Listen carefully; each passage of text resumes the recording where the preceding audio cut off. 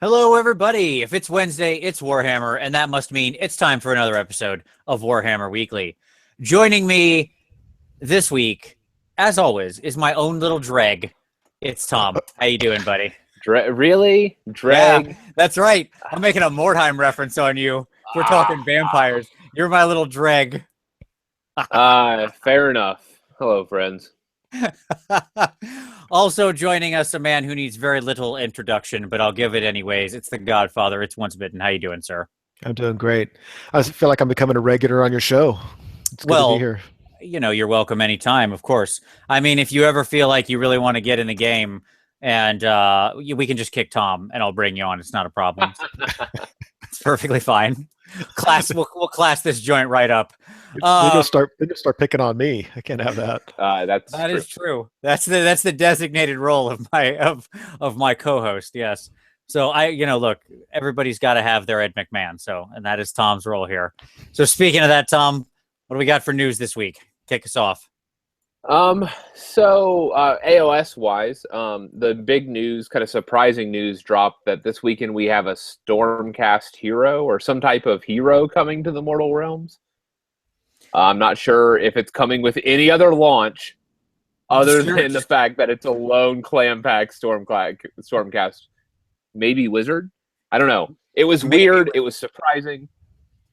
And it doesn't make any sense. Correct. Did you happen to see the post where somebody took the whole Nagash and photoshopped it and shoved it down into the frame? Yep. Yeah, they imported the image into the form of that, and it was delightful. Pretty great. So supposedly there's Stormcast Wizard coming this weekend. The made-to-order models are supposed to drop this weekend. The list got leaked this week, and it's all 40K stuff. So we're starting with the last chance for 40K stuff? Yep. So there's no Tomb Kings, none of the things that people actually, have been interested in. It's a bunch of old, metal. And I think they're all metal, by the way. So it's like a bunch of old metal minis. Huh. Well, let me say two things to that. One, I don't know if that's necessarily a bad thing. I think, of course, and you say like the things people have been asking for. I'm pretty sure that 40K has a bigger market than any fantasy miniature. Certainly, there is no question about that. Yeah, I concede that. Yeah, and so at the same time, they're probably like, if this is what they're starting with and making available, that's fine. They're testing the waters with what they think would be good. I'm glad to see Sly Marbo showing up on that list, bringing back the Rambo ripoff.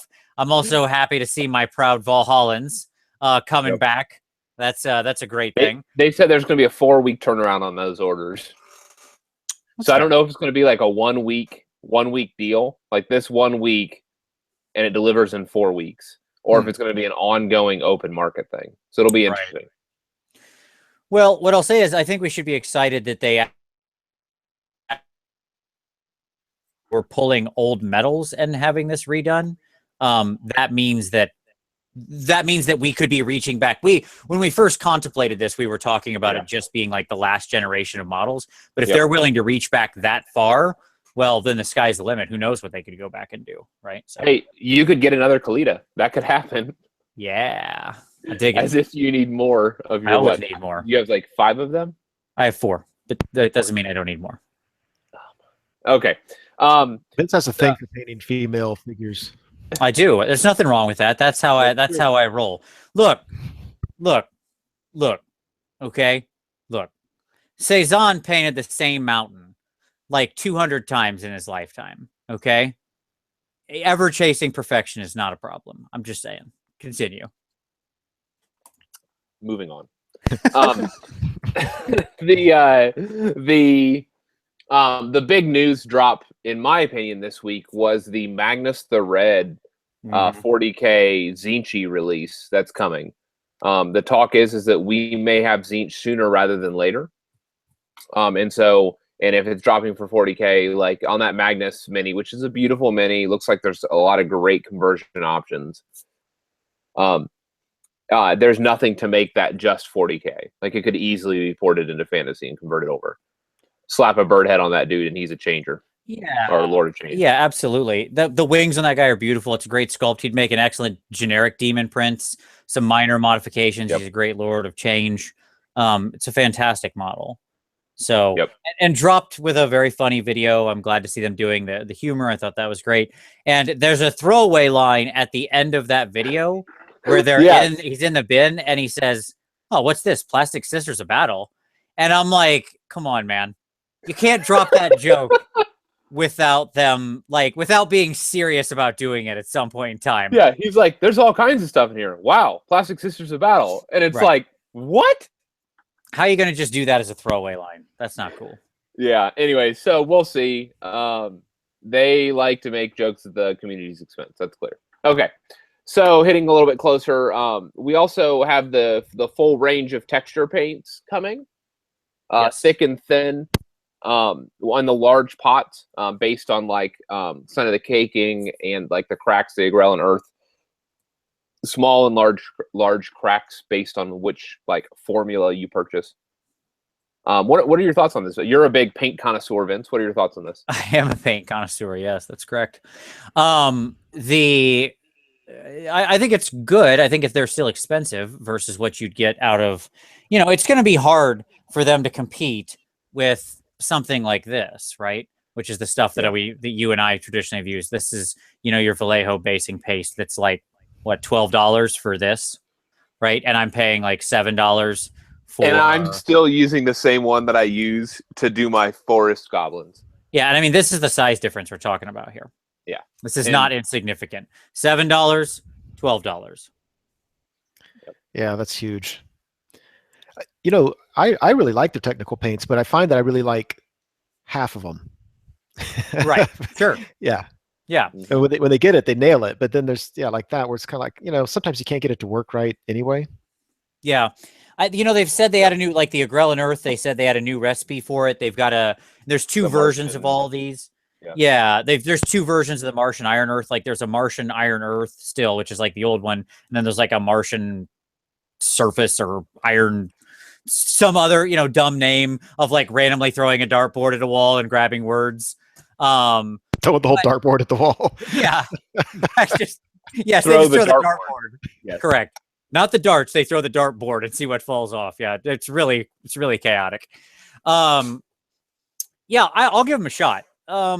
Because I am interested. The things that I found most interesting were the snow. If it will look really good, I'll give it a shot. The two crackle paint lines, because I do like a good crackle paint. And Vallejo doesn't really make a good competitive crackle paint in that massive size. But the ones that are just like massively textured, like the Vallejo's got that to rights. So I don't know. We'll see. Yeah, I'll give it a shot. We'll see. It's coming is the answer. Yeah, sure. And then we have some events coming up in a couple weeks. 2 weeks? In 1 week. There's a 1 day in Manchester, Connecticut, of an AOS tournament. It'll be 1,000 points, 4 rounds. It'll be very straightforward. We'll have the link to that. Jeff Egan has asked us to share that, and so we are sounding the call for those that are interested on the East Coast. And then in 3 weeks, Holy Havoc is occurring in the Chicago area. To which Vince and I are attending. It's a teams tournament, and there are still 2 team slots available for that tournament for those that are interested. Yeah, and I just finished up the Warlord before the show, Tom. Good job. Thanks. I'm base coding. Great for you. Great for you. You're Jesus. Why? Never again, Tom. Never again. Worst all right. Paint score ever. It's going to be amazing. I appreciate you, as I've said for the last 3 weeks. Appreciate you dragging me down. So I want to point out on our paint sheet, by the way, I don't know if you've looked it over, is like at least 5 models that have shading. Check. At least 5 models that have, and I'm like, oh, that's all Vince's army. Woo! Yeah, I don't want to, Tom. It's not enough for me to complete some kind of checklist. Okay. I don't show up to any kind of paint thing to compete. All right. That's not what I'm not here for the boxes. I'm here for the wins. That's what, if I care about painting, that I don't competition playing the game, whatever, who cares? I'll lose every game. I don't care. But if I show up to compete for painting, then I'm coming correct. Okay? That's what I'm here for. Well, you're coming with my army this time. Yeah, friend. so I'm not. Yeah, that's yeah. Okay. That's it for AOS news. Yeah, I wanted to. Yeah, I'll grab some Ninth Age stuff. There's some interesting stuff dropping around Ninth Age, and the biggest one I think that everybody needs to check out, and I'll link it down below, is Ninth Age has a new web mag, the Ninth Scroll. I'm sure many people who follow the game are already familiar with it, but if you happen to be watching or you want to, maybe you're not regularly following Ninth Age news, well, this is a great way to keep up with it. This is put together by Blonde Bear, who did a fantastic job with it. It's a little web mag, it's obviously totally free. I'll throw the link in, you can check it out. OB, you gave this a read, right? What'd you think of it? I thought it was absolutely fantastic. I don't know if people appreciate Blonde. Is it Blonde Bear? I always think Blonde Beer. Yeah. I think it's supposed to be pronounced like bear. That was my understanding of it. But yes, it's beer. Sorry. So you look at this magazine, you're like, wow, that was a lot of work he must have put in.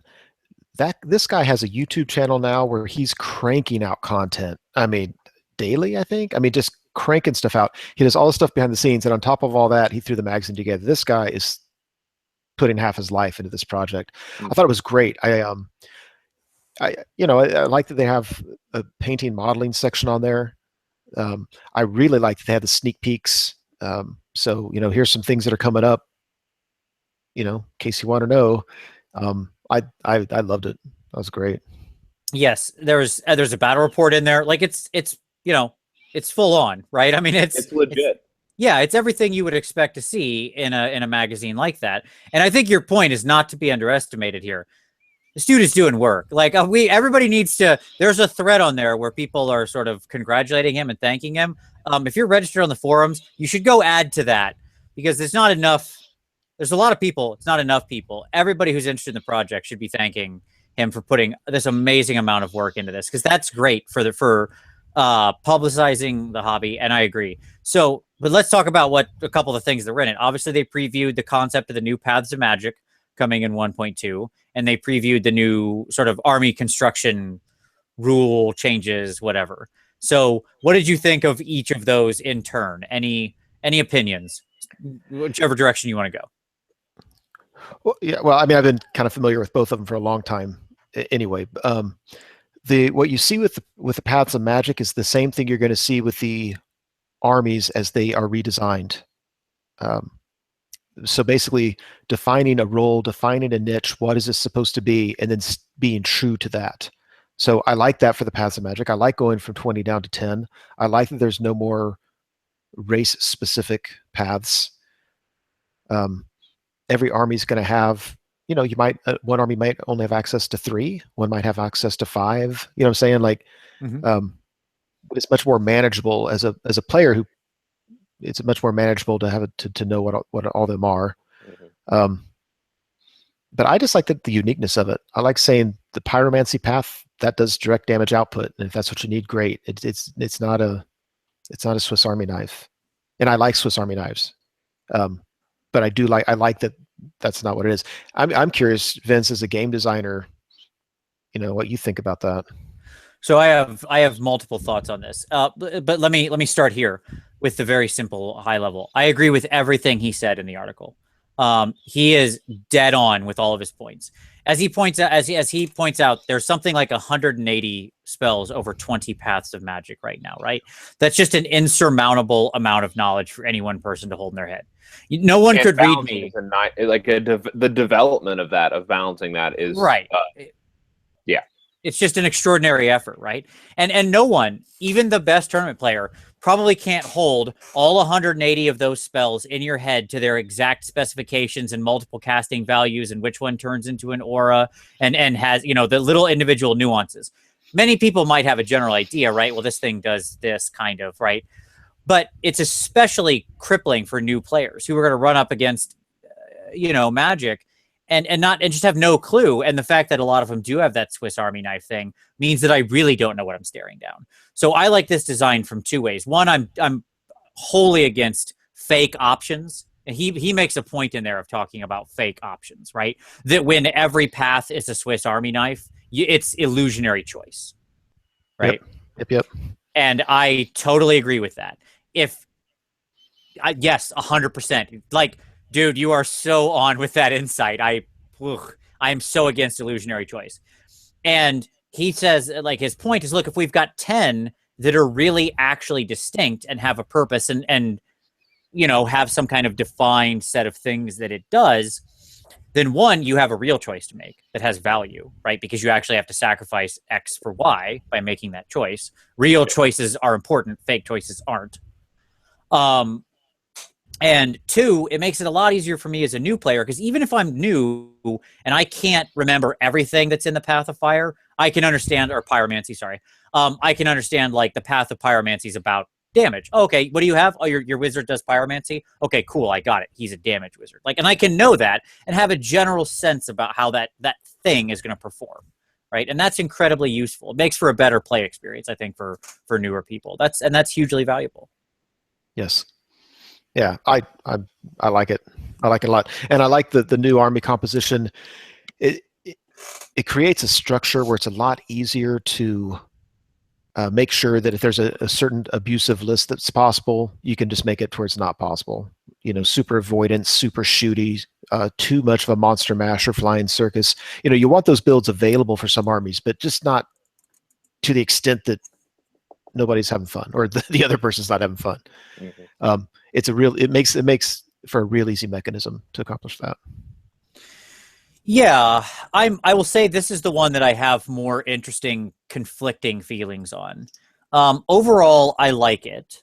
I'll say that here's what I think about it. I'm a little worried about the sort of added complexity of having these different percentages playing around, and how I'm like tracking multiple things that are all kind of feeding different boxes, right? Like one can feed this box, but it's also feeding this box, and I've kind of got to know both of my percentages. That's a little annoying but I mean, most people who are playing this game are probably fairly used to math. I just think it's going to it's a bit of like it's a bit of a thing where if I'm new, I got to be like, wait, hold on. I accidentally overwrote this by 10% because I thought I was okay on this one. Like, that's going to happen. Yeah. Okay. So, go ahead. I will add it, and somebody pointed this out to me yesterday. That's especially a problem if you're a tournament organizer needing to check lists. Right. Oh, yeah. If I were the TO, I'm probably going to say, look, it has to be in Battle Scribe or Army Builder. Yeah, just so I've got some ability to properly check it, right? Yeah. I mean, I'm not saying that's a huge, like, please don't misunderstand me. I'm not being like, it's an unbearable, like, that's a break, a breaking problem. Oh my God, blah, blah, blah, blah, blah. My hair's not on fire. I'm just saying it's a challenge. All changes have challenges. Here's the real reality that this admits of, and why I actually do like it and come down on the side of thinking this is a good change. You mentioned, like, it just makes certain lists impossible. Okay. I agree. This is hard ruling to do that, right? Tom and I talk a lot about in design between soft incentives and hard incentives, right? Yep. Soft incentives are what the game trades in a lot, making certain units be better in certain ways, more efficiently costed. It has a better movement or a cheaper. Here's an easy soft incentive. The initial 5 you take are fairly cheap. The next 10 you take are hyper expensive, right? That's a soft incentive to only take 5, right? Or whatever. You can tank 10, but there's a cost to that. Right, and you'll exactly. feel that. Yeah. Yes. So in response to that, most people will tend to take 5. They'll respond to the soft incentive. This is a hard incentive. It just says, this is how it is. You can't do this. You cannot have a pure gun line. You cannot have a pure flying list or whatever. Like, I'm not prescribing these are actual things. I'm saying whatever the skew is, it's shutting off skews, right? That's, I think, the main concept here. And you've talked a lot about this lately in, some ramblings and some videos, right? And my thought on it is this. There are some people who really love playing those particular skews, and they will enjoy the game less because of this change, period. There is no way around that. Okay? They will be less happy. Yeah. Because the list that gave them the biggest psychological utility has been shut off, and they have been told their fun is no longer allowed. Now, they're not allowed to play the way that they like to play. Right. Now, here's what I'll say. That's okay. Like, I'm sorry to those people that it happened. That sucks if you happen to be in that minority, and I think it is certainly a minority. But the problem was your fun was mutually exclusive with a larger group of people. Yep. Right? You got to have fun. Those other people did. Right. You having your fun shut off the fun for a larger cohort. And so the response is, unfortunately, to go the other way. Now, not everybody who necessarily takes SKU lists suddenly turns around and goes, well, I can't play my SKU list. I can't have fun. That's not the case. We're talking about gradations. We're talking about, there's a lot of gray space in here, right?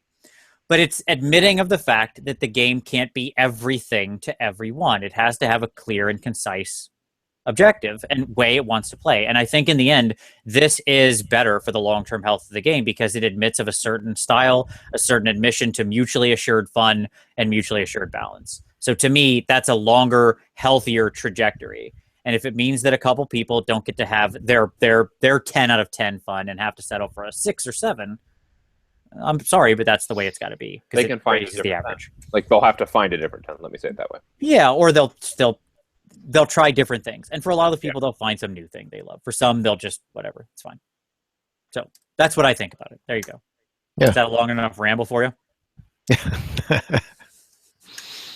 You happen to hit on something I have strong feelings about. Sorry. Well, you have such a different perspective because I think, you two are involved in designing games, right? Yeah. And I much less so. So I appreciate those kinds of insights. I tend to see things more still as a player, like how does this affect me? And as someone who actually kind of like to take balance lists, by and large, except for maybe an all-night Equitane list, but I don't know that it's not balanced. You had a fair balance of different types of nights. That's right. But to be fair, that's the Army's theme. I'm just saying. Yes. I mean, that's like looking at orcs and goblins and being like, you've got too many orcs and goblins. Like, no, I think that's okay. You're allowed to do that with KOE. Isn't that the idea? The picture, like in your head, if I say Kingdom of Equitane, what's the image in your head immediately? Viewers out there. Yeah. It's probably knight. Yeah, it's not a dirty peasant. It's a knight. And for you who thought of the dirty peasant, well, they're still in the list. I'm just saying, I think it's valid. You, Larry. That's right. I know you're out there. Larry in Kentucky. Right. Oh, like 3 weeks from now, we're going to blow somebody's mind. All right. So, so obviously that was pretty, I really liked that poll. And what I thought was great about, the magazine, they also put up a poll in response to those changes. Yep. And what I thought was great was that most people overwhelmingly were either what I would call positive to neutral, right? Either saying like, I'll wait and see before I pass any judgment, which is always a good opinion. I'm fine with that. That's totally fine. Of course, I want all of the information before I make a value judgment is a pretty good way to live your life. Like that's, yeah, sure. More people should do that. If only our voters did that. We're not going to talk about anything like that, Tom. This is a show about games. And the rest, and then the overwhelming, other group was positive. Mm-hmm. So I thought that's pretty good. I think people are excited about the change, and that was reflected there. So that was good. The more interesting poll was one that that had been put up that was sort of a response to like, what do you want to see as the overall direction, sort of movement of the game?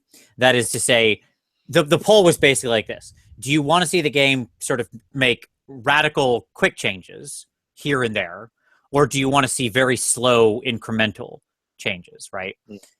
And first of all, and OB, you and I kind of talked about this a little bit, is that I'm not sure that poll, anytime you've got a binomial poll like that where you force everybody to like pick one side, that's not really going to give you an accurate result, right? Because most people are probably shades in the middle, right? Like, everybody's probably got one or two things they wouldn't mind a big change on, and a bunch of things that they would want small growth on, right? That's probably the reality there. I don't know. What do you think about that kind of thing? Are there feelings, like, I'm not asking you to share what those things are, but are there things which you could see having big change, but still being like, yeah, I still feel like that's the thing. It's still representing and true to its core value. Individual elements. I think your question just confused me, but I'll answer something very similar if it's not what you intended. So I think there's a lot of brainstorming going on behind the scenes about, take everything that's not essential, what's not essential to what we feel is important in this game. Everything else is not out the window, but it's on the table. And how can we make this a better game? The question isn't, let's say that Ninth Age is going strong 20 years from now. Sure. Well, 20 years from now would not be recognizable to what it is now. It would be my prediction. Because there's just, take off the constraints and anything's possible. Let's make this a great game. So the question isn't, is it eventually going to change in dramatic ways? The question is, what can you handle, a community?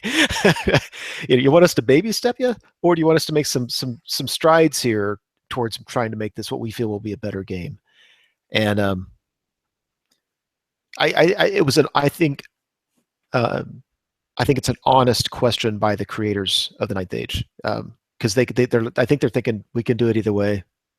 We can baby step it if we need to. Yeah, and I think in the end, some mix of that is, like I said, is probably right. There are things like I feel like the paths of magic change is significant, right? Like that's a significant change. I'm not trying to like overstate it or be an alarmist, but I feel like it's a fairly significant change. Yeah. But I don't think it's a bad change. When I look at a change like that, I'm like, well, that's pretty big, but it's also pretty good, right? So I'm like, yeah, trying to decide based on its sort of delta, to me, is almost like a foolish enterprise, right? It's about, is the quality of the change there that it actually enhances the game as to its core values. Right. Yeah. I think that's got to be your guiding light. It's funny you mentioned that you're that like sort of what's the central core and everything else is up in the air. So Tom and I wrote a game some time ago that was utilizing the open game license of Dungeons and Dragons. And one of the first exercises we did when we wrote that game was make a list of everything. This is one of the first things we did in the first design meetings. Make a list of everything that is core, that is true to every edition of Dungeons & Dragons, that cannot be changed, right? That's off the table, that has to be there for the game to feel like you're playing anything resembling D&D, right? And everything else is fungible, right? This is the sacred core that can't be cut or mutated that badly. But everything else, whatever, it's amorphous, right? So yeah, I think that's a great exercise to go into. You have to have that, otherwise you're going to drift from what makes the game the game. Yes. So you need the anchor. Yep. To what's essential. Yep. And I think you need to let go of the things that aren't essential, if nothing else, just for the brainstorming, for the exploration, for the checking it out. You don't leave it just to leave it. Right. But you don't hold it sacred when it doesn't need to be. Yeah, I agree. All right. So I know we wandered far afield from news there, but it was interesting. It's interesting stuff, and I was looking forward to discussing it. Honestly, I've been very excited about that discussion all day, because that's the kind of exciting life I lead. Where I'm like, ooh, I'll get to talk about a very nerdy design-related hobby thing later today.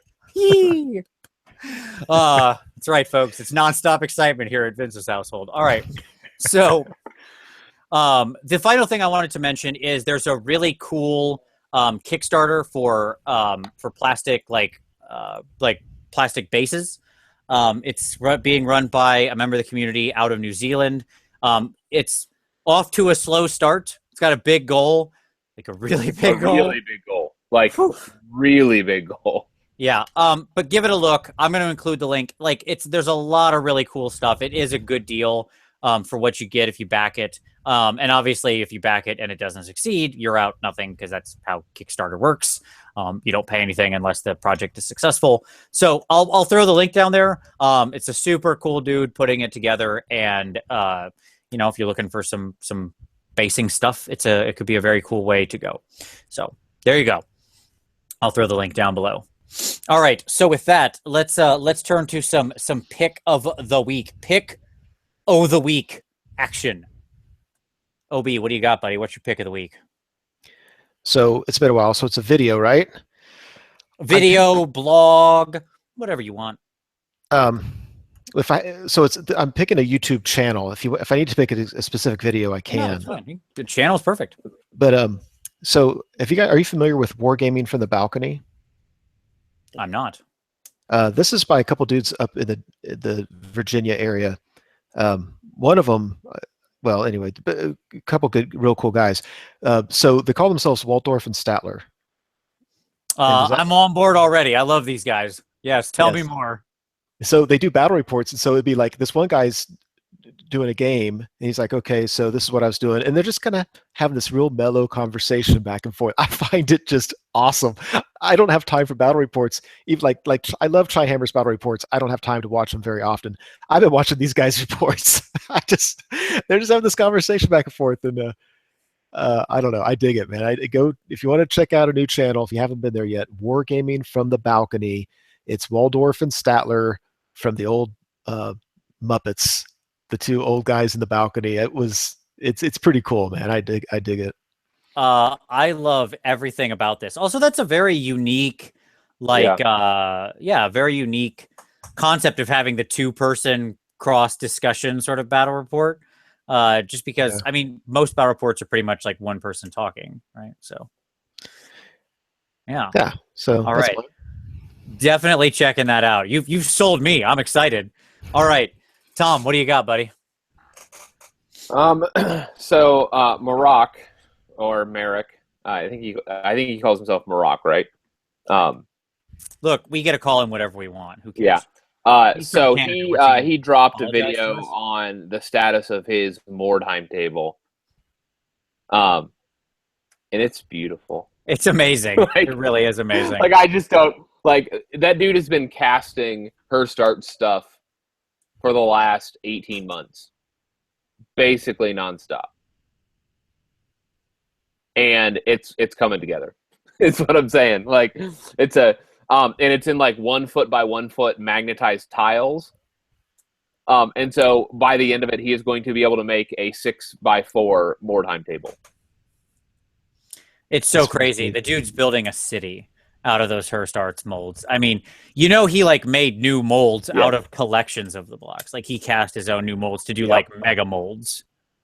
Yeah, it's pretty great. He's got a bunch of yeah. Go ahead, Obi. What'd you say? Where do we find that? We'll put the link I will link the video, but it's a great update. It's awesome, and I love the fact that like he got put onto Mordheim from our project when we did the redesign of Mordheim last year, and he is going to it, and kudos to him. The city looks amazing, so check it out. I agree completely. My pick is going to be for our old buddy Mollusk, who is getting back in. Who I follow a lot of his Malifaux stuff. He does a lot of great Malifaux battle reports, but he also has been getting back in and doing some more Ninth Age bat reps. He just threw up a new one the other day. It's great, and he is he's a fan of the beast herds. So I know there's some beast herd supporters in this hangout right now. I feel like there might be the case. Somebody might have had something to do with something beast herd oriented. They're awesome. You gotta love them. So if you're looking for some hot beast herd action, check out Mollusk's channel. I'll link to his most recent battle report, so you can check it out. He does great stuff, and like I said, if you have any interest in stuff like Malifaux too, he has that as well. So he's just got a lot of great content. He's a cool guy, super chill. I love his style and the way he talks about his things, and he tends to be pretty direct, like in the way he handles it, but still relaxed. So it's good. It's a great channel. So I'll link that up below. Okay, so let's turn to some hobby time. So OB, what have you been working on, buddy? What lessons that I shared with you have you been putting to good work? That's what I'm asking. Yeah. I wish, man. I wish. You know, we were talking earlier about before the show started about how self-critical I am, and yeah, I look at people that know how to paint. I'm like, gosh, what am I doing? But I finished my castle set. What? Done. Are you serious? Done. And do you know when I finished it? You heard of Hurricane Matthew?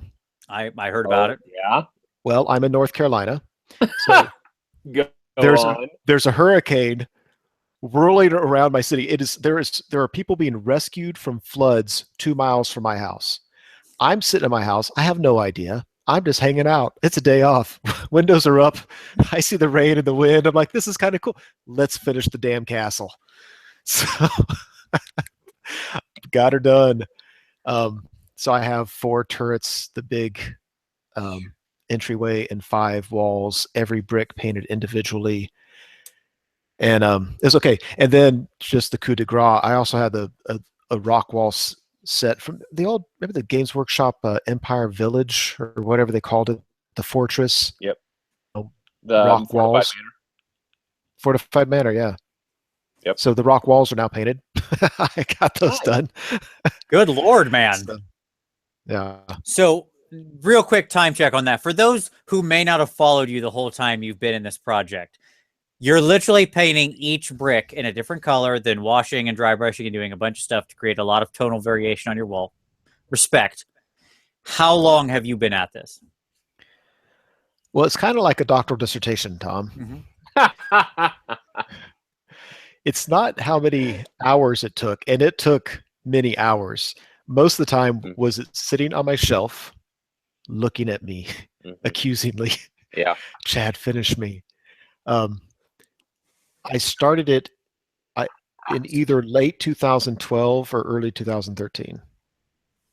So I think I might have finished my dissertation faster. I mean, well, I certainly finished my dissertation faster. Yeah, wow. Years. I don't know. It wasn't like I hated it, but there's only so many bricks you can paint, and you say, I need to put this away. Anyway, it's done. Now I just need the Ninth Age to come out with Siege rules, so this thing can actually get played. Although I do use portions of it for a display board for my Aquitaine. Right. Sure. Well, you could also use the towers, right? Just like the tower alone could easily be, a tower or a building or something. Sure. Even if you're not using the whole castle. Yeah.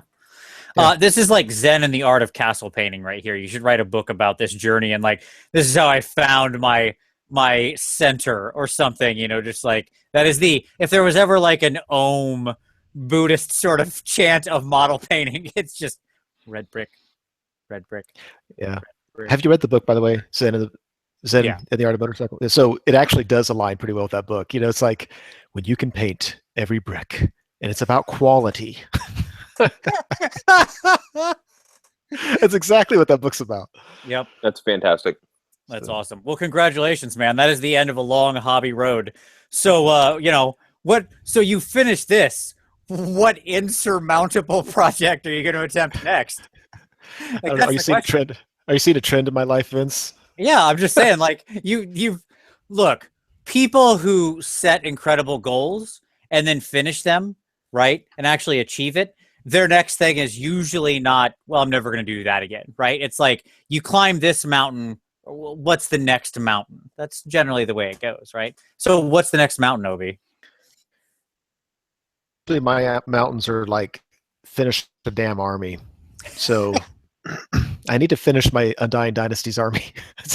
I've been working on that for years in kind of the same way. There you go. All right. Well, I support this completely. Any painting of Undying Dynasties is okay in my book. I'm with that. I 100% support that.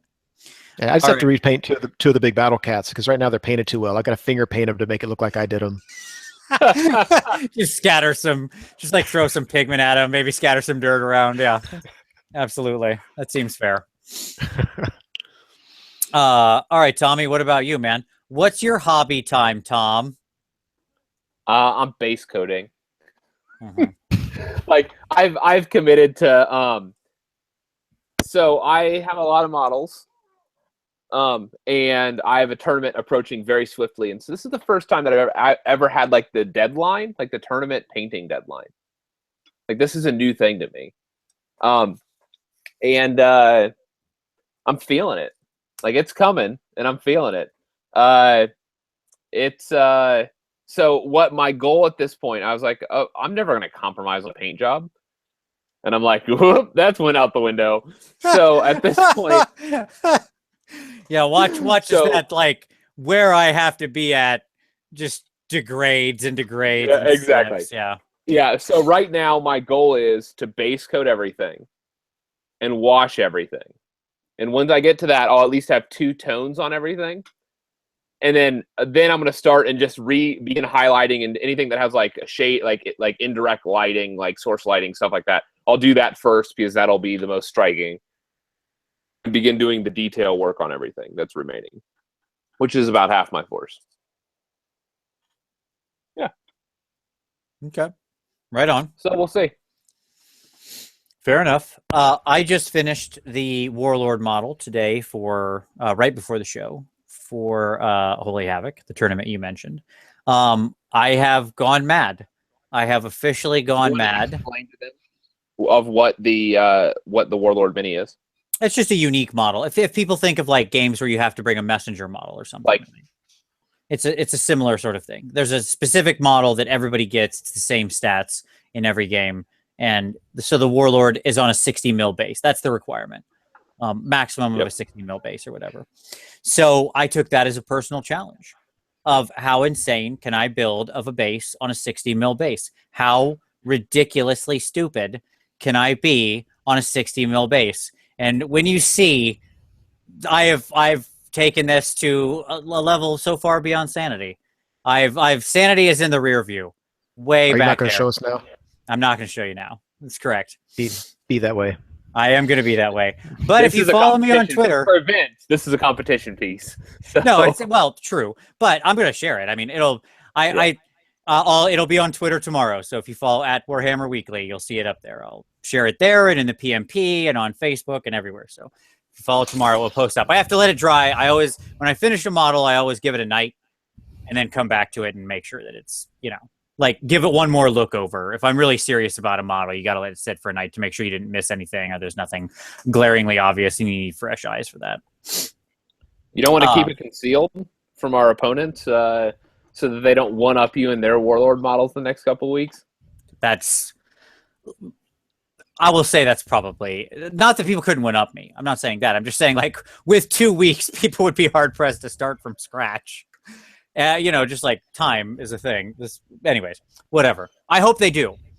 And I don't care if anybody sees it.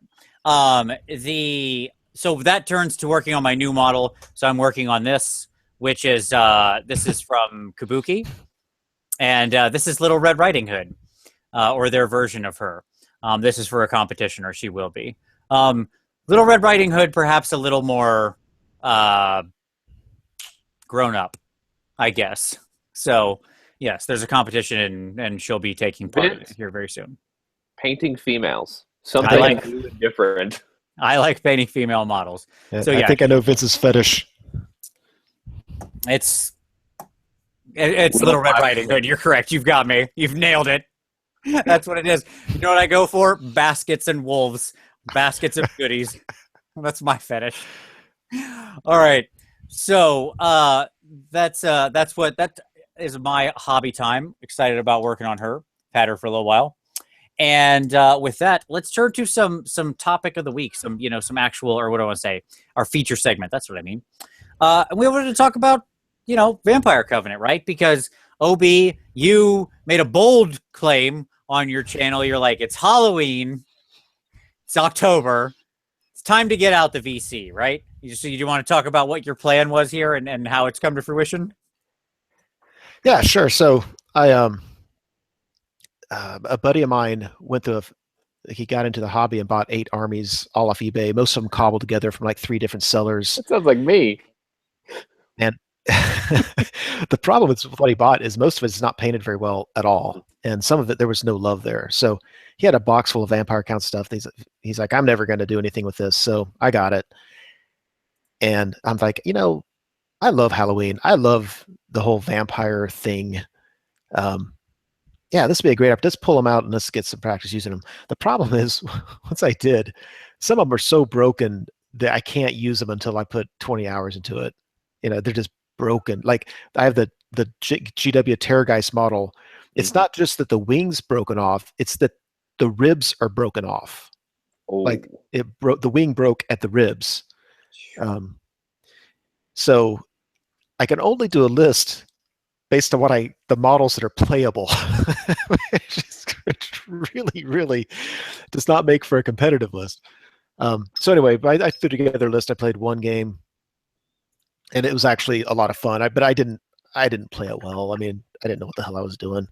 Now I'm getting ready for tournaments, and I'm not taking that army to it. So I'm going to get at least another couple games in before the end of the month.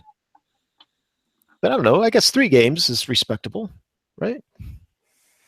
I mean, by a lot of standards, you're an expert now. That's what I say.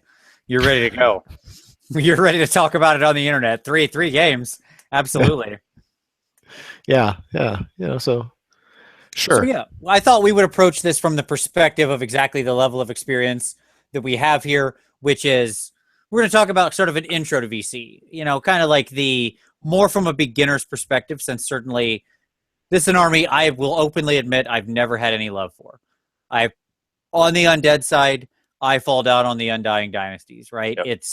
It's the dry versus wet divide, and I'm a dry. But there are certain things I like about this army very much. Like there are models in the army, that classically I find very stunning and that I think are very cool and have a neat function within the game that is very unique. And so I thought we'd just talk about kind of the army at a high level, an introduction type of level for people who might want to start Vampire Covenant, and what would lead you to it, that kind of thing.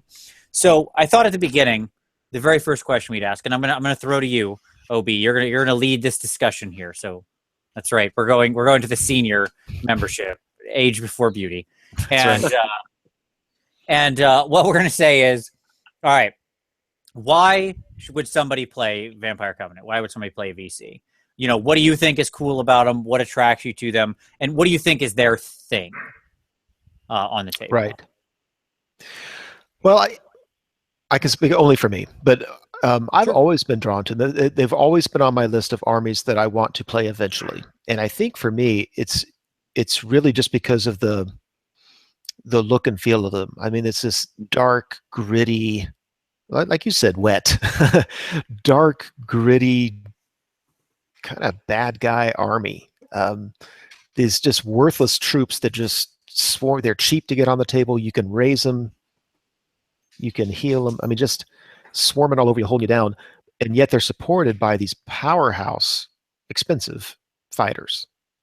I mean, the VC Lord that's tricked out is a force to be reckoned with. Always, Warhammer it was, and Ninth Age it is. He's always up there among the elites of characters you do not want to mess with. And I just find that cool. I mean, I think that just, and you have to balance it because, all these crappy troops give up a lot of combat res. Many VC lords vanquished by popping through combat res. Like, well, you killed all these skeletons and it kills me. Why does that happen? The death of the zombie horde around the person makes the person explode. Yes, many unfortunate undead general has met their untimely end. Yes, certainly. Yeah. But for me, that's it. And the idea of painting them like a nice, clean model, just dark and gritty and pale skinned, and just it's just awesome. One of the things I mentioned before the show was they're doing the polls on the Ninth Age forums about what, sort of like, what do you feel are the core concepts of the army that are valuable, or it's things it should be good core at, right? Competencies. Yeah, thank you. Perfect thing. Core competencies, right? And so I admit I'm going from memory here, but the top 4 for VC, the only things that were over 50% were massive amounts of cheap, subpar troops, basically, right? The ability to have like buff wagons or, sort of like buff types of emanating things around.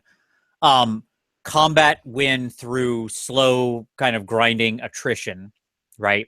And magic that is hexy, like a buff hex focused magic, right? Where you're weakening the enemy and helping your own stuff. And I do think those four things actually sum up my vision of VC pretty well, right? When you look at it, you look at these hordes of zombies, these hordes of skeletons, stuff like that. You got these weak troops. Their magic classically feels a lot like that, right? It's these little things that enhance them, that make these undead work better, work faster. These buff wagons driving around and emanating these bonuses, right? And I think that, and then obviously the win through the grind, right? That is often the case. It's rare that they, like, I think, speed and mobility or something had like 3% of the vote. Right. It's nonsensical. It doesn't fit the army. Right. Yeah. This isn't like your speed kills army. Yeah. So it's an interesting playstyle. I think, and this goes back to what we talked about at the beginning.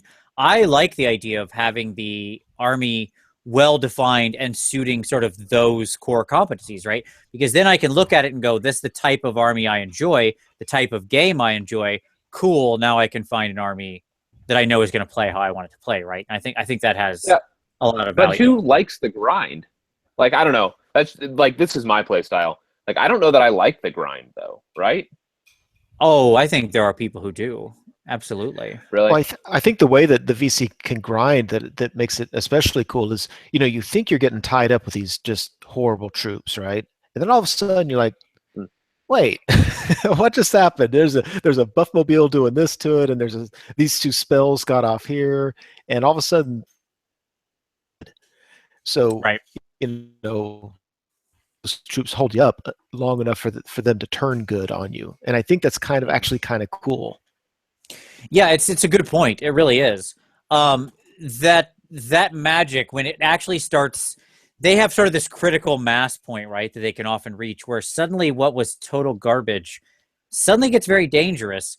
And the problem with it is they don't tend to stay dead, which is another obvious big feature of the army, right? They've got this.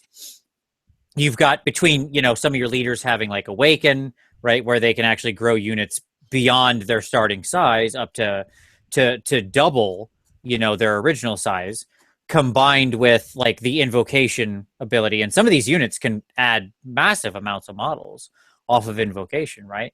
I imagine we'll jump in and talk about zombies at some point, but obviously they're like the banner bearer for that effect, right? At adding an average of 10 models on that invocation. It's pretty decent. Like 10 dudes who died just popped back. That's a lot to overcome. Right. Yeah. Okay. So if you were going to start, Obi, thinking about a new player out there who wants to get into a VC army, first 1,000 points. Now, it doesn't have to be exact. I'm not saying like build me 1,000-point list, but what do you see as the core elements that person should collect to get the feel of the army and to have what you would assume to be a reasonable sort of 1,000-point starter on their way to a bigger army? Even though I'm not, the most experienced Vampire Covenant player, I'm fairly well experienced at starting armies. That's all right. I like that it. That is a core competency. I don't know. I mean, the way I would do it, I would start with skeletons, and quite frankly, I like the Mantic model skeletons for something like this. I'm thinking like 30 to 40 of them. Easy to assemble, easy to paint, relatively cheap, hand weapon shield, which means that I don't care how crappy they are, they're getting hit on 4s. Right? I mean, sure. And they go towards your core allotment. I'd probably do 5 or 10 direwolves, 1 or 2 units. I think it is important, even though you can get a spell and grow chaff, I think it's important to have a little bit of chaff. I would then, characters, get that vamp in there. Get a vampire model, get a necromancer model. That can run you anywhere from 100 to 400, 800 points, depending on how many models you want to do that with. If it were me, I'd say get a vamp and get a necro. get about 20 barrow guard, because I think the elite infantry is a nice thing to start playing with. Like, you have the cheap infantry, you're gonna have to buy some zombies anyway, because you can, if you can just grow them out of the ground. But having that elite infantry, and you only need maybe 20 for this starting size. You don't need a ton of them. And then choose one unit in the book that's killy, because in addition to the vampire, there are things. I mean, the barrow guard can be killy, but they have like really fast, hard hitting things too. You just can't get a lot of them. Right. But knights of Varkalak, winged reapers. Just pick something like that looks cool that you want to have, and I think that's really powerful. You have this, your units in the middle that can hold it up. Your vampire always can fight if you want to do that, and then you have this support unit that can come in and wreck face when they need to. Yeah, I like that. I think for me, So when I look at the like starting, I think I agree with a lot of that. I think for me, it would be more about the zombies. I think the zombies to me have always represented everything I see about VC, right? They are the classic zombie users. That's their thing. It's what's kind of one of those things that sets them apart. Like, zombies and vampires to me are what sets VC apart, right? And what I love about the zombies is they're also, and this is obviously my own perspective about zombies, there's so many fun ways to model zombies, right? Not only are they a very useful unit in being just like an incredibly powerful tar pit, but you can use any bits to build them. Right, like how many people who combine lots of different kits together with some skulls and rotted faces, and, different arms and stuff. Mantic makes great zombies. You can use lots of. I've seen, how many times have you seen people use like the old Empire mercenary kit and mixed it with like various zombie kits? There's Zombicide and 100 other games of different kind of zombie figs out there, right? So I think you've just got so much modeling potential with that. You can literally just have a ton of fun making zombies, and they don't get bored to paint. And they also are kind of one of those units where even if you're not a great painter, you can paint great zombies, right? Because when you do use things like heavy washes and dirt and blood effects and things that can kind of cover, not being graded blends or whatever, they still look good. That's what zombies should look like, right? Yeah, I can see that. And then I totally agree with you on the vampire. Yeah, I mean, you're dead on. And the beautiful thing about the vampire is that, one, he can be a huge point sink. If you're starting out and you don't have a lot of money to spend, well, maybe you just lean on having a more powerful vampire lord, right? Like, you can go to Reaper, spend $4 on a Bones Mini. Right, yeah, that's what I was saying. Like, Reaper's a great source for those vampires. There's so many good Reaper Bones vampires out there, right? They make a ton of them. And for $4, you can get a 400-point fig. The dollar to point ratio is pretty great. You're not going to get that kind of a deal much anywhere else. So that's pretty good. And I totally agree with the one special unit. I think that's, you pick that one sort of like hitter, that one hammer that can be mobile. Because you're right. You look at things like, why can't I think? I'm sorry. Keeping everything's new name in my head is tricky. You think of things like the vampire spawn, right? So you've got 3 of them. They're 120 points. They're fairly expensive. It's like you said, you're not going to get a ton of them, right? Because at most you can have 8 in the unit, I think, if memory serves. Not a lot. But they're good. They're like move 6. They fly 9. They're hard hitting. Strength 5. It's a good move around the flank once you tar pit them and hit them unit. Just very, very simple standard tactics that'll kind of get you going on what the VC are all about. So yeah, I like it. I like it very much. All right, so let's get into some nitty gritty here. Well, actually, I shouldn't jump that so quick. Tom, are there any other units we didn't mention that you really love? Sort of in the world of VC. If I was building a VC army, I couldn't build a force without starting with a cadaver wagon. Gotcha. It's not the best, but it's one of those supportive units that's moving the dial by increments, just by a little bit. And I agree that I would start heavy with zombies, which is obviously it's going to be right in the wheelhouse because it can join a unit of zombies and so. To me, it's just. I could not build a cadaver wagon just because it's a fun, neat model. Well, the first force I ever faced down was a VC force in 8th when I started playing Warhammer, and I saw that I saw the corpse cart is what it was in 8th. I was sitting across the table, and I'm like, wow, that is a neat mini. So like to me, like it's just the painting modeling opportunity is fun. And it serves a very functional purpose when you're putting a block of zombies on the table. Yeah, it's a good point. It's more of that what we were talking about of trying to build that critical mass, right? Of where it turns your garbage troops good. Yeah, I like that. All right, so let's talk about the standouts, okay? And by this, I just mean a character, a unit, monsters, whatever you think of, that are solid in most strategies with VC. I don't think there are any, for me at least, given that I have a fairly tolerant bar of this, I don't think there's anything in here that I really, really hate. Well, I shouldn't say that. There's one or two I actually do despise, but we'll talk about those later. But the standouts that like you really couldn't picture most lists being without, that they work in most strategies VC are going to attempt. So Obi, what do you think are the standouts from sort of across the army? Well, I have two answers for that. One, in the current version, I would say Winged Reapers might be the most powerful per point unit in the book. If you look at what they are and their stats and what they do, they're pretty wicked. That being said, I think that's just a points issue. I think for me the standout is the traditional Crimson Rage Vampire Lord. I'm like, go big or go home. Get that guy. He's hitting everything. He's blending everything. Yeah, the Blender Lord. I mean, it's so. Yep. It's just that's what it is. When I face VC, where is he? Okay, don't go there. Right. It's not only is it iconic, but it is legit, and I don't mean like it causes terror, not in the rule sense, in the psychologically to your opponent sense, right? Which has a lot of value. Yes, absolutely. But because it's iconic, I think for me that's why I like it. It's a vampire covenant, so it's a vampire army. So I'm okay if you want to play a necromancer army, whatever. For me, that's it. It's the vampire lord that wrecks face.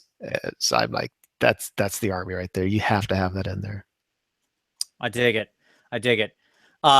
Any other standouts that immediately jump to your mind? Other things that you particularly love out of there? Maybe even they're standouts for different reasons. Like you just particularly love the model or anything like that. There are a lot of models in the book. When I think the models, I'm thinking Games Workshop models normally because that's what I'm used to. A lot of them I want to buy just to paint. A lot of them, the Terrorgeist, the Vargeist, the Vampire Spawn, the Ninth Age, what we call them now. I mean, there's a lot of things there I would love to paint. It's a beautiful range. Yeah. Yeah. I'm down with that. I agree. That, the Shrieking Horror or whatever that, Terrorgeist is just one of the most awesomely cool looking kits that they ever put together, right? It just, those wings are so incredibly awesome. Like it's the best set of wings that I've ever, like one of the better set of wings ever modeled, period. It's so good with those big ridges and it just like it, oh God, I love it. I love that model. I love it. I love it so much that I had to model one up in like an Undying Dynasty style. And like, I've got mine all, he's wearing like, yeah, he's on a pyramid and he's wearing like the Tomb Cataphract snakes like hoods as armor on him. So like nice. I love that. I love the model. I love the look of it. I love what it does in the game. I'll talk about that. Tommy, any standouts from you for the force that we haven't mentioned? The Blender Lord. Like at the end of the day, for me, like if that Blender Lord's not on the table, you're not playing a BC army. like you can say you're a Vampire Covenant army, but you're not. I don't think you're wrong. I just think my taste is different. So let's talk about going way back to like 6th edition. I've always had an unnatural obsession. Maybe it's my contrarian nature. Well, no, this is naturally, I guess, why I got into, at the time, Tomb Kings or whatever in 2004 when they came out. So my pick back in 6th edition when they introduced the they didn't introduce the bloodlines, but when they like formalized the bloodline armies, my pick was the Lamian vampires. I always loved them. Maybe because it's the vampire ladies. Just take that out of your mouths right now. It is, but continue. Yes, but there's something awesome about the sexy, persuasive, dangerous vampire chicks. I'm sorry. It's pretty sweet. Like, what do you want? It's a cool concept. I love it, and I love everything related to it. I don't know, man. I just think it's super, super fun as an idea. I love everything about it. And even though I don't think it's the best, I don't think it's the best unit, mainly because I'm not sure it's kind of struggling for a purpose. I do love the Court of the Damned, the old Coven Throne. Like I said, I don't know what it's doing as much, if it has as strong of a purpose or a place. I think it's vastly out sort of paced by its alternate build, if you will, right? But nonetheless, I still have a special place in my heart for it. I'll admit that's total model fetishing, but hey, there you are. What do you want from me? Sorry, that's the way it is. For me, this one of the standouts, like function-wise, is and still remains, and by the way, a great place for your Blender Lord, still remains the Barrow Knights, right? And I think the Barrow Knights are fascinating when you look at like their points structure. They're a great example of what we talked about at the beginning, right? With the incentives. You can get 5 Barrow Knights for 90 points, in the current version, right? But every additional Barrow Knight is 26 points. So quick math will tell you that that the next 7 are significantly more expensive than the first 5, right? And so what do you think overall of sort of Barrow Knights and having like the Blender Lord, couched in there with the Barrow Knights, etc.? What do you think of that as a strategy?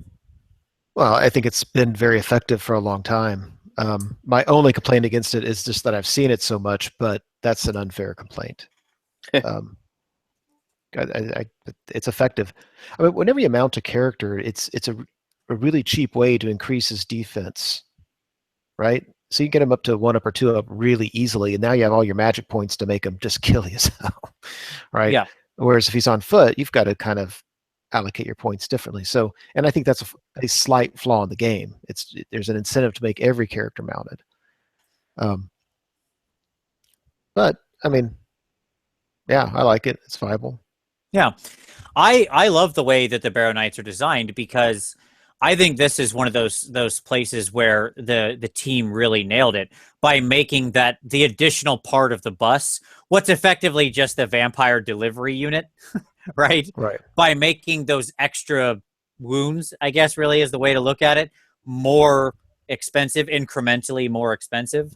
I think it does nicely balance that functionality. It's a good incentive structure.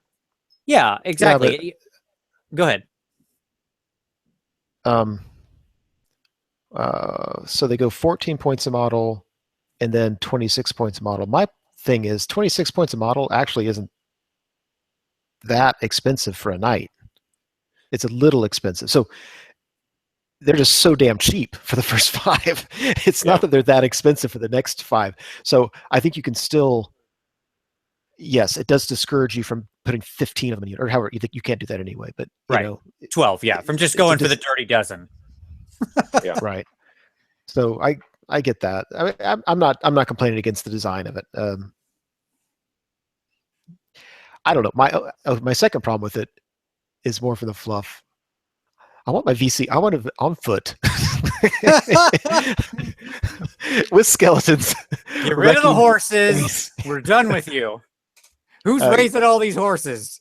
That's right. Bring out more warriors. Stop wasting your necromantic magic on horses. What are you doing? And here's my bias. I'm historically a Warhammer Fantasy Bretonnia player, and Bretonnish are the best cavalry in the game. And every time another army has a great cavalry unit, I'm like, get them out. This is bullshit. That's right. Nice. I hate that the Vampire Black Knight busts the the Chaos Knights, the Empire. Everybody has a better knight unit than Bretonnians. I was like, this is a knight army. It's all we have. Okay, I'm done. Do you feel better? That's the important question. A little bit. All right, that's good. The other standout I'll pick, and you kind of mentioned it at the beginning in your 1,000 point, but I think it's really worth mentioning, is the Dire Wolves, right? They're such a good pickup for that 40 points. They're such an excellent chaff unit in the army because they're 40 for 5. They're super fast, right? At that base move of 9, keeping them in the right area so they can still march they really are just a great chaff in the army at a really good price.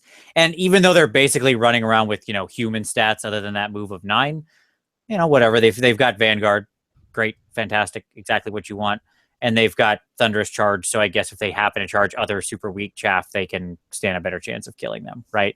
But to me, it's not anything about that. Even if they didn't have that ability, I wouldn't really care that much. No, they're bodies. Yeah, and they're good at being chaff, right? Which is just being cheap doesn't equal chaff, right? There's they have the mobility, they have the Vanguard. They can be where they need to be as chaff. Yeah, exactly. I watched your mounted yeoman. My dogs with throwing weapons.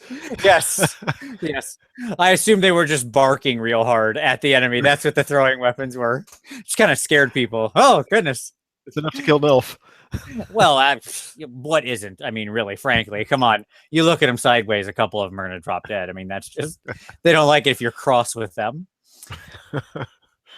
But yeah, so for me, that's I think that's not to be underestimated, that they have such a fantastic core chaff choice, right? That really is quite mobile.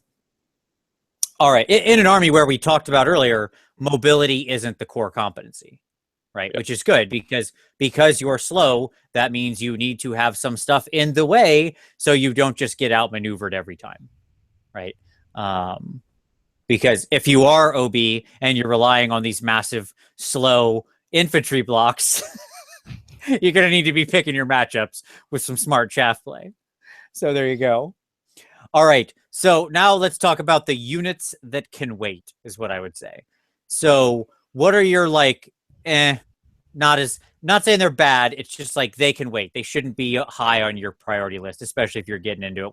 What doesn't sell you as being a first pick or maybe even a second or third round draft pick here? Well, for me, it'd be the Vampire Knights. Well, one, they're so amazingly good, but they're so expensive. 50 points a night. 50. Yeah, 5-0. That many. So I don't. If you priced them lower, I wouldn't like them because their stats are just too good. I mean, they're charging at strength 7 with this insanely, it's just blah blah blah. But at 50 points, I wonder if anybody takes them. Jeez. I know I did see them in the last time I saw them was Lord Tremendous had an opponent who was running some Vampire Covenant, and he did have a unit of, I think, 5 Vampire Knights. So I mean, they are 2 wound models, to be fair, at the same time, so they're all rocking. It's not to be underestimated. I mean, certainly having. But is that bringing the heat of what a monster's bringing? I mean, it's you can regrow them. You can regrow them. Their invocation score is 1, right? But okay, but they can come back. They can come back. They're not going to come back quickly. They're vampiric, so they can also heal, right? So if you have one on the, they can heal themselves when they do wounds. It's not the best roll in the world, but it can happen. I mean, their champion can take a magic weapon, which is one of those things I find hilarious. That's a real throwback to like super old editions where champions could take magic weapons. Like it used to be a thing that like all the high elf I would say, or champions just could take. Yeah, Yeah, well, Vince, you need to contextualize this because, like, when I started playing, I started with high elves, and so I was like, oh yeah, I'll put this magic weapon on this champ, and like, I didn't know that wasn't a thing, right? That like all of my champs could, and all of my special units, and all of my stuff couldn't have magical banners and magic weapons because like all my force is good.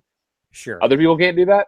Well, as has been well pointed out in the past, you go back far enough, there was a time when like high elf unit champions could be elected to be on dragons. So, the early history of Warhammer is a colorful time, certainly. To say the least. Yeah, I mean, I get it on the Vampire Knights. I would be curious as to see what people think about the Vampire Knights.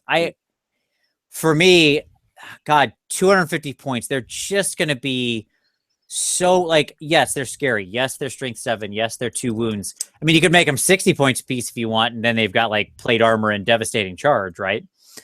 And so you really want to gild that lily all the way up. But I don't know, man. I have a problem believing they earn their points back. That's what I come to. In an army that's often about massive cheap troops, I'm not sure how they earn their points back. There you go. That's my thought on it. All right. What else? You got any others or any other thoughts on that one? The only other thing I have would be the Court of the Damned / Altar of Undeath. Only just as a new player, especially starting with 1,000 and slowly building up. I think that can wait until you have enough things that you want to start playing around with it. If it were me, I would not start with those things. Yeah, that's a good call, just because the cost and the complexity and stuff like that, right? Like, it's not there, it's necessary. It's a great component. And by the way, build the altar. Don't be dumb like me. Don't build the court. You want the altar. But that being said, I agree. When you look at the cost of the model, the size of the model, what the model does, I think it is one that can wait. So I assume you would then also place the Dark Coach into the models that can wait category. I don't know. It's kind of iconic. Bloodline, you got a bound thunder spell. What are you talking about? Oh God, this thing! Of all the units I've ever hated in the history of the game, this is up there. This is one of my most hated. Like, I will openly admit an outright bias against this model. I don't know what in the universe I would actually like. This would have to be so good for me to want to take it. Just Did you see the beyond bloodline good. change though? Like with it, like as the, just saying, bound spell. I get it. I understand. It's not moving the needle for you, Vince. No, and it's probably good. Like, it does do a lot of stuff. It does so much stuff. Like, if it's to be judged simply on the amount of text it has on a page, boy, does it win. I actually don't like that. It's way too complicated of a unit. I really hope when they redesign that army, they simplify it a lot. I get what they were doing. They were trying to, because 8th edition, Warhammer had a similar mechanic with their Black Coach. I don't know what it's supposed to be doing. That's like, I looked it over and I just, like, where is this supposed to be on the table? That's what I want to know. What is its role within the army? Is that what you're like, asking? Is it going to be in the front? I don't have a solid answer for you. I don't know what the purpose of this thing ever was, to be completely frank.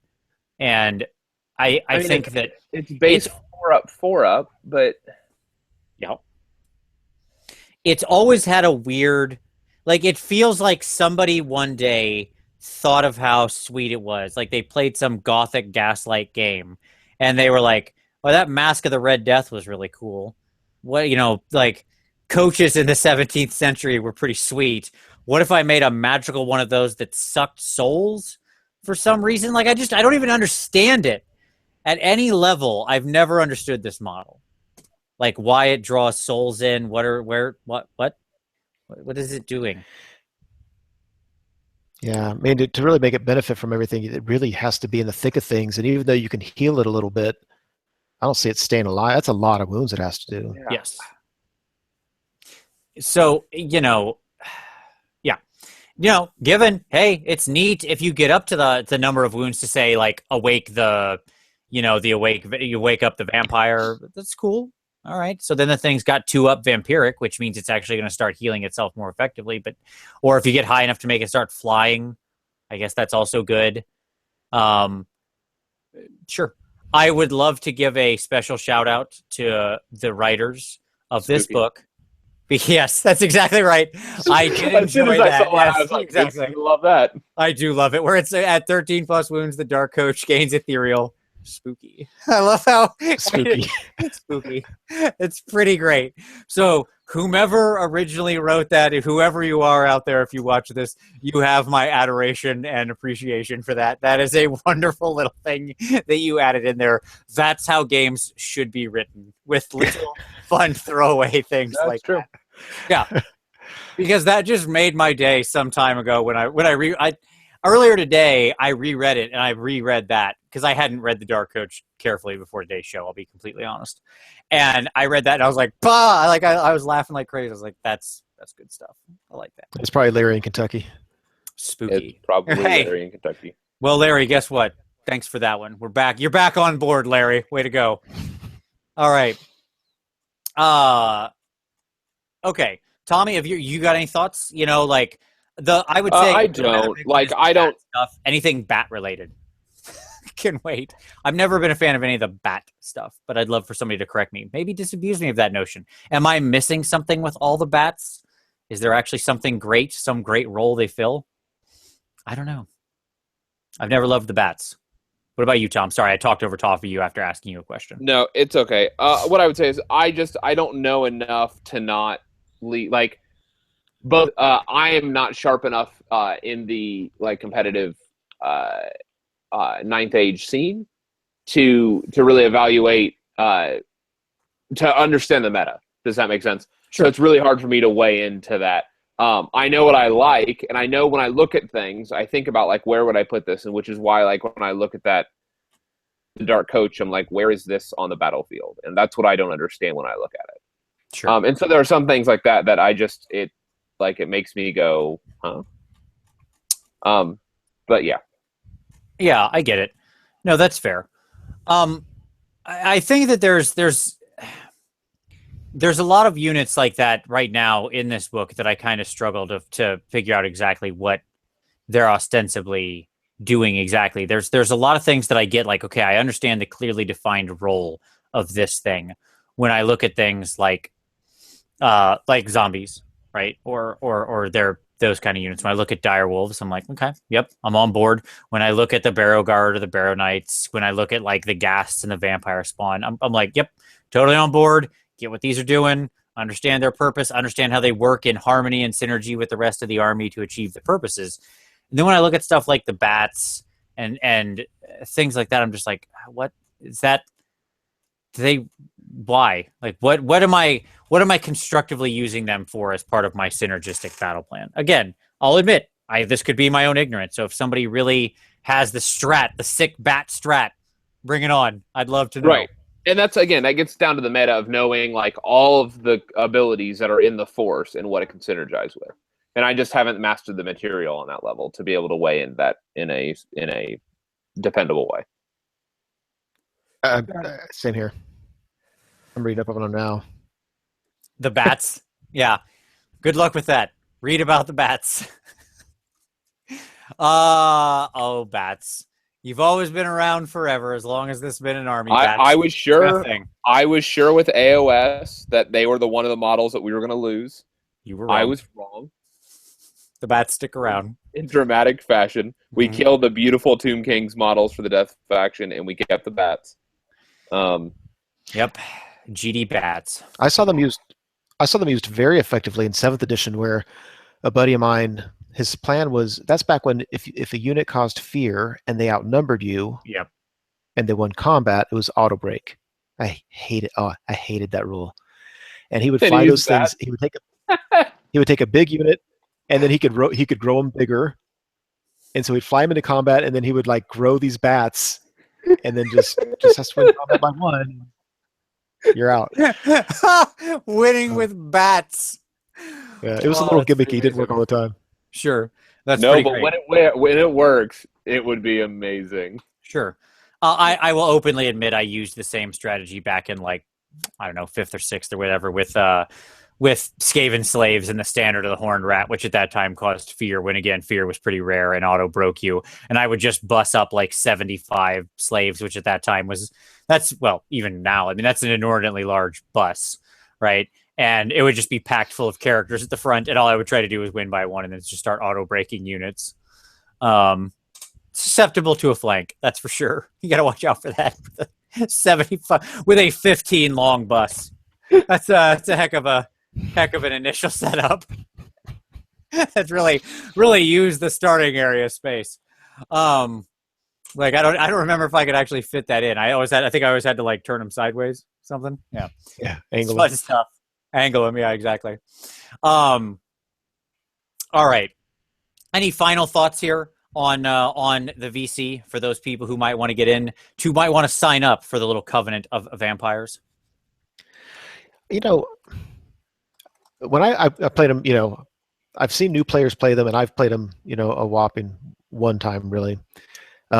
For me, it seems like there'd be a little bit of a learning curve with them, because I think when I see good players play them, they play with some finesse that is kind of subtle, but can make them really, really effective. And you see a new player play with them, and they're just out there slapping things around, and they get crushed. I mean, I don't know if it's a huge learning curve, but I think there's a learning curve to be had with them. Yeah, I think that's fair. I really do. Do you think that's because, let me ask the question this way. Do you think in general, armies that rely more heavily on synergy just sort of naturally have that learning curve to them? And this army certainly benefits highly from synergy, right? It's not a bunch of independent units that are all going to go out and just do their own thing like some other armies have. It's going to be an army that turns the needle. I mean, that's the key, is that it's just small incremental changes that you're going to win by, and you're going to grind the enemy down, and you don't want to allocate more resources than you need to a combat to grind that force down. And so you're going to need to learn that very subtle like adjustments of how many bonuses or how many small things you need to break what you're going to need to break, and still be able to divert everything else that's not that. And that is a finesse game. Like, at the end of the day, if you're playing that grinding, small needle, adjusting +1/-1, that's something that you learn by doing. That's not something you pick up right away. Yeah, it's fair. That's a good point. All right. Well, there we go. I think that brings us to the end. If you've got your own thoughts, tips, tactics, anything we've talked about on VC that you want to give to new players who might want to pick it up and get into the wonderful, wonderful world of slavish devotion to vampiric masters, drop them down in the comments below. I'm sure you couldn't almost help but be more expert than us. So there you go. Or at least me. I won't count OB in that. He's a wise man. So any closing thoughts there, sir, before we sign off for the night? It was fun. I appreciate you having me on. Sir, it is always an absolute pleasure to have you on. And look for all those links we talked about during the pick of the week down below. I cannot wait to check out this Statler and Waldorf channel. I am so excited about this. This is tripping me out. Truly some of my favorite Muppets of all time. And that's a long list. I got a lot of favorite Muppets, but they're up there. Most of them are scantily clad females. Look.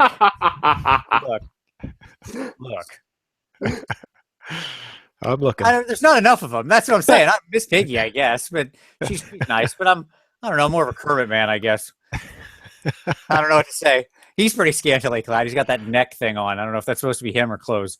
Anyway, it's probably not the topic for this week. Tom, any closing thoughts?